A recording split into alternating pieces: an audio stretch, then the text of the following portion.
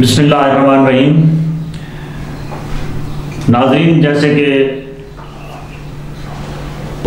سال میں سب سے جو مقدس ترین مہینہ رمضان المبارک کا آخری عشرہ اپنے پورے عروج پہ ہے، جس میں اللہ پاک نے مسلمانوں کے لیے جتنے بھی گناہ ہیں ان کی بخشش کا ایک بہت بڑا ذریعہ رمضان المبارک کو قرار دیا ہے۔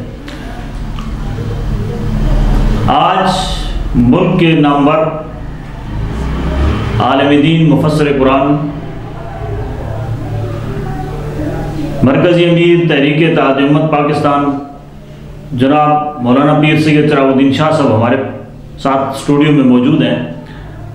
آج ہم نے 3 ٹاپک پہ بات کرنی ہے۔ نمبر 1، مسجد اقصیٰ کے اندر جو مظالم ڈھائے جا رہے ہیں اس کے اوپر ابھی امت مسلمہ کی خاموشی ایک سوالیہ نشان ہے، اس پہ بھی بات ہوگی۔ دوسرا، اس عشرے کے اندر کن کن لوگوں کی بخشش نہیں ہوتی، اس پہ بھی شاہ صاحب ایک تفصیلی قرآن و سنت کے حوالے سے آگاہ کریں گے۔ اور تیسرا یہ ہے کہ فطرانے سے متعلق مسائل جو ہیں اس وقت کے فطرانہ کن کن لوگوں پہ جائز ہے، کن کو دیا جا سکتا ہے اور کس عمر کے لوگوں کو کے اوپر فطرانہ جو ہے وہ لگتا ہے۔ تو شاہ صاحب، ایک تو ہم آپ کو خوش آمدید کہتے ہیں اپنے اسٹوڈیو میں۔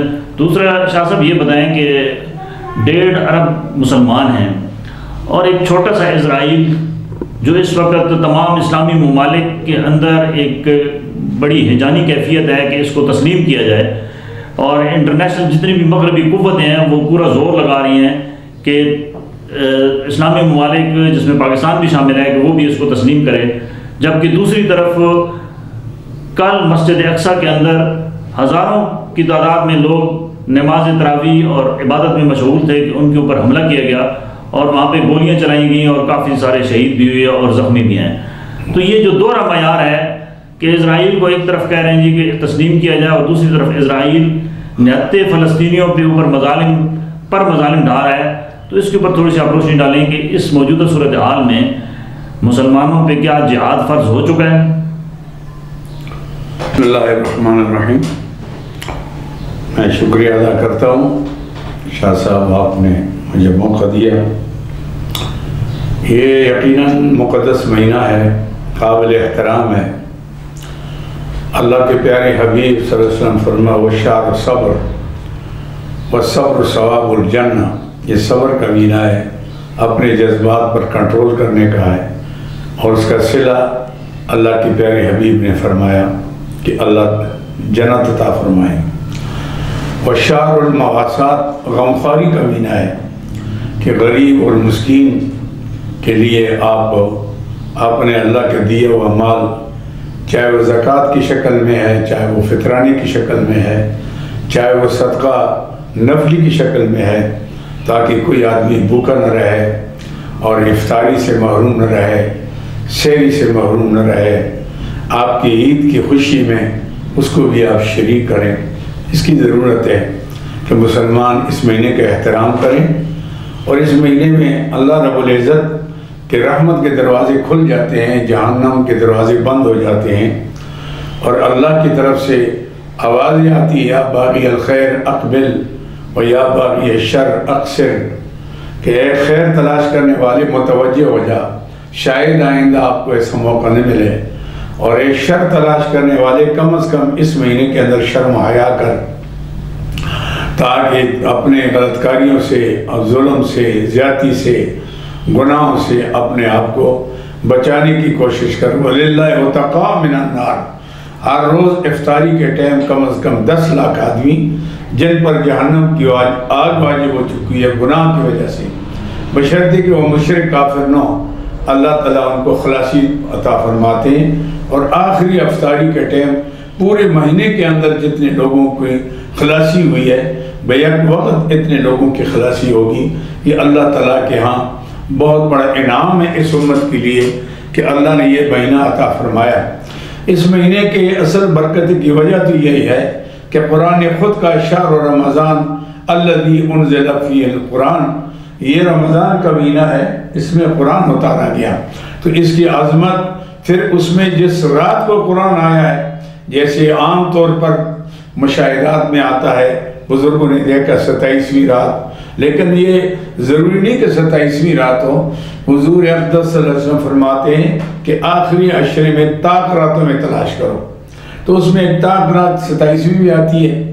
بہرحال زیادہ لوگ اس میں عبادت کرتے ہیں، تو حضور نے جو اس کی فضیلت بیان کی اور اللہ نے اس کو مخفی اس لیے رکھا کہ باقی راتوں میں بھی انسان عبادت کر اس کو ثواب ملے، اور اس ضمن میں اس رات کو بھی ثواب نصیب ہو جائے گا۔ اور اس رات میں اس عشرے میں لوگ اعتکاف بھی کرتے ہیں، اعتکاف والوں کو تو ضرور اللہ تعالیٰ دے دیں گے، لیکن ایک رات کا ثواب اللہ فرماتے ہیں لیلۃ القدر خیر من الف شہر، ایک رات کا ثواب جو ہے 83 سال 4 مہینوں سے زیادہ کا ثواب ہے۔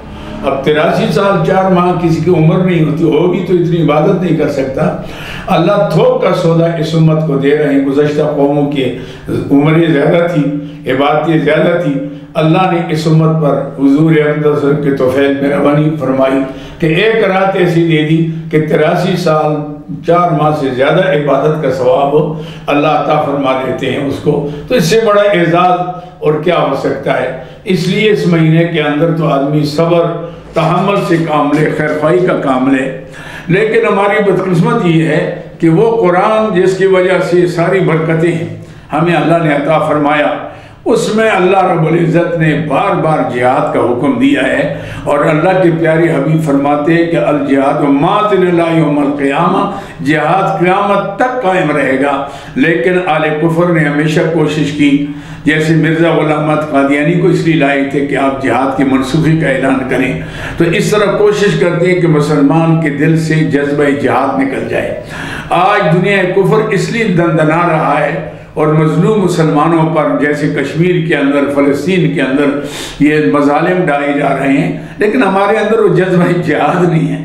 اگر آج پوری دنیا کے مسلمان 1.5-2 ارب مسلمان جذبہ جہاد سے سرشار ہو کر اور دنیا کفر کے آنکھوں میں آنکھیں ڈال دے، ان کو کہے کہ غلط کر رہے ہو، نہیں تو آپ کے خلاف ہم میدان میں آتے ہیں، تو میرے خیال سے نہ تو اللہ کے پیارے حبیب کی توہین ہوگی، نہ ان کے خاکے بنائے جائیں گے، اور نہ کسی مسلمان پر ظلم ہوگا۔ لیکن یہ سب کچھ جو ہو رہا ہے ہماری کمزوری کی وجہ سے۔ اس وقت میں سمجھتا ہوں کہ جیسے کشمیر کے مسلمانوں کو گھیرے میں رکھا ہوا ہے، یرغمال بنایا ہوا ہے، یا اس طرح فلسطین کے مسلمانوں پر دوسری جگہوں میں بھی مظالم ہو رہا ہے، برما میں وغیرہ۔ تو اگر مسلمان آج جذبہ جہاد سے سرشار ہو کر، صرف پاکستان کی ذمہ داری نہیں ہے، یہ پورے عالم اسلام کی ذمہ داری ہے کہ وہ میدان عمل میں آئیں اور ان کو بتائیں کہ بھائی ہماری قوت ہے، اگر آپ باز نہیں آتے تو ہم آپ کے خلاف ہتھیار اٹھانے پر مجبور ہوں گے۔ تو میرے خیال سے کسی کو جرأت نہیں ہو سکے گی کہ کہیں مسلمانوں پر وہ زیادتی کریں، ظلم کریں۔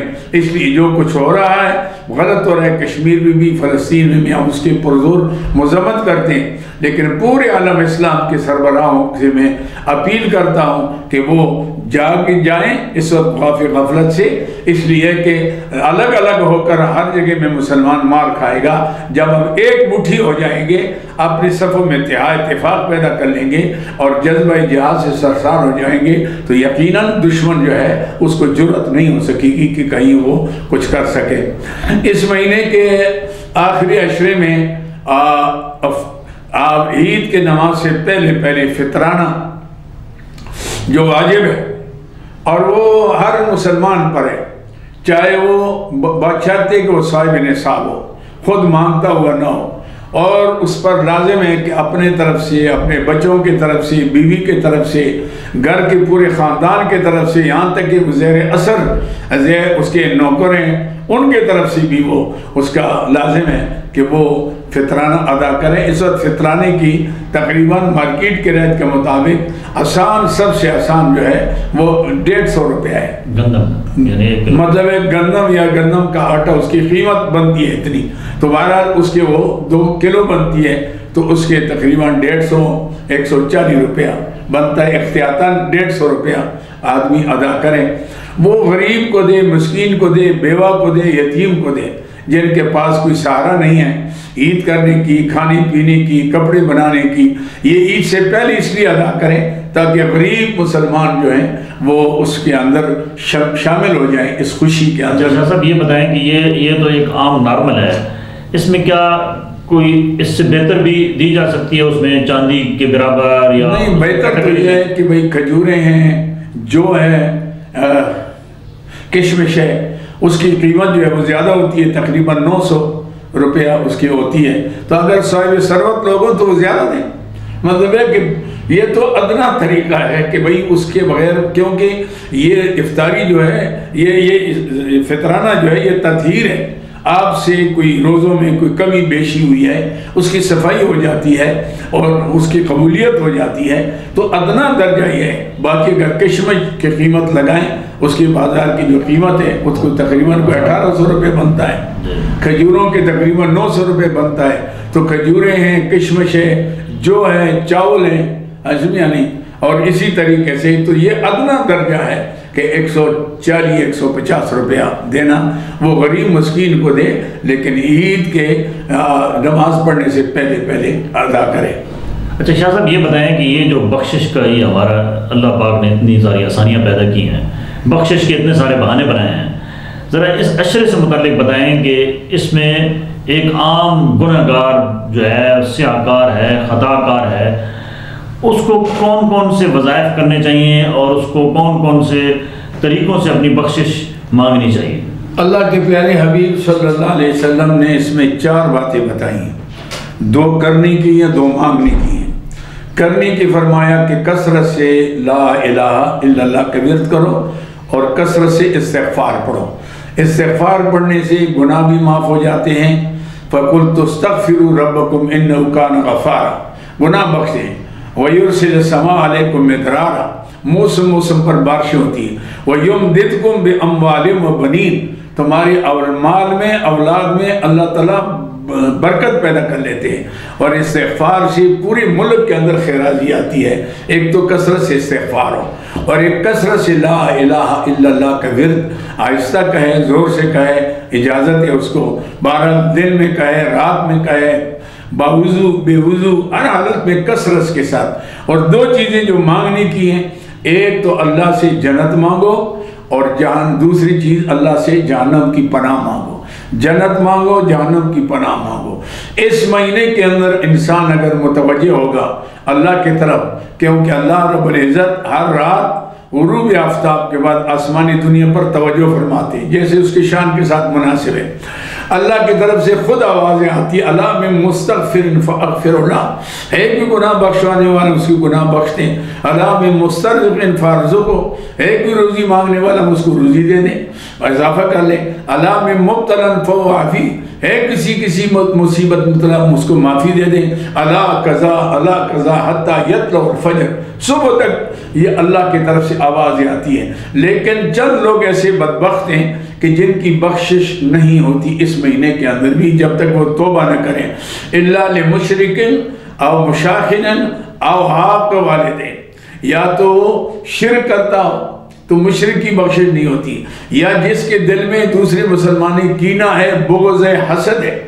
یہ حاسد آدمی جو ہے نا، چونکہ اس کے وہ جل رہا ہے مسلمان کے عزت سے، اس لیے اللہ تعالیٰ ایسی شخص کہ جو مسلمان پر رحم نہیں کرتا، رحم کرنے کے بجائے حسد کرتا ہے اور اس کی نعمت کی چھیننے کے در پہ ہے، اللہ اس کی بھی بخشش نہیں کرتے۔